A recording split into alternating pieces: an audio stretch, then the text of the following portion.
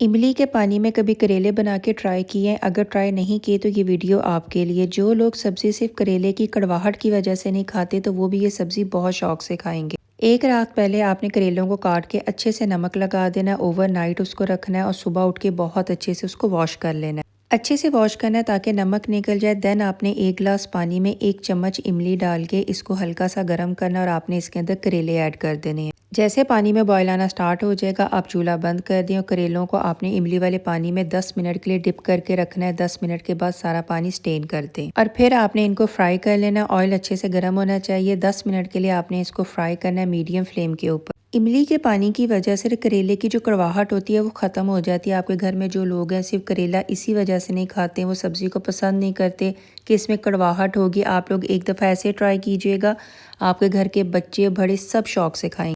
10 minute करेले fry करने के बाद उसी ऑयल में आपने आलू डाल देने हैं। आलूओं को भी आपने फ्राई करना है। मुझे आलू फ्राई किए हुए बहुत ज़्यादा पसंद आते हैं सब्ज़ी में।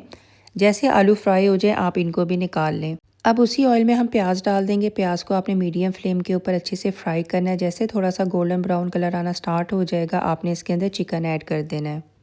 2 से 3 मिनट आपने फ्राई करना है प्याज को चिकन के साथ। उसके बाद आपने इसके अंदर नमक ऐड कर देना है। उसके बाद दोबारा आपने इसको फ्राई करना है 1 से 2 मिनट के लिए। फिर आपने इसके अंदर ज़ीरा डाल देना है, लहसुन अदरक की पेस्ट डाल देनी है। 3 से 4 मिनट आपने इसको फ्राई करना है ताकि लहसुन अदरक की जो रॉ स्मेल है वो ख़त्म हो जाए। टमाटर हरी मिर्चों के अंदर थोड़ा सा पानी डाल के आपने इसको ग्राइंड कर लेना है ताकि उसकी पेस्ट रेडी हो जाए। फिर आपने हल्दी, धनिया पाउडर, लाल मिर्च का पाउडर, कुटी हुई लाल मिर्च डाल देनी। अच्छे से मिक्स करना स्टार्ट कर दें। 6 से 7 मिनट के बाद जैसे कलर चेंज होना स्टार्ट हो जाएगा कसूरी मेथी और हरी मिर्ची इसके अंदर ऐड कर दें।